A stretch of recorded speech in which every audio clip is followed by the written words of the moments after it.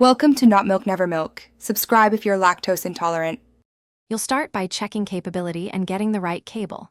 First, verify the host laptop's USB-C port supports video alternate mode. This matters because file-only ports won't transfer display data. Once done, plug a high-quality USB-C cable between machines. Make sure it's rated for DisplayPort or Thunderbolt. Next, enable the receiver's OS feature, Windows.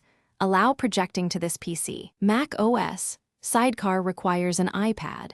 If native support is missing, prepare a trusted third-party app for the next steps.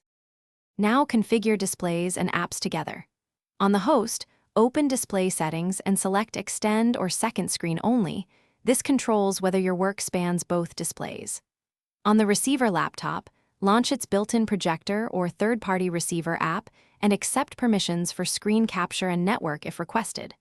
Once both sides are ready, choose the receiver from the host's Connect menu or app list. Make sure to pick USB-C/direct display if available, because that lowers latency versus network streaming.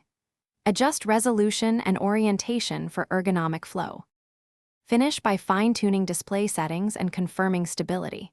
Set resolution and scaling on both machines so text and windows appear consistent and match refresh rates to avoid stutter. Make audio choices next. Pick where system sound should play in sound settings.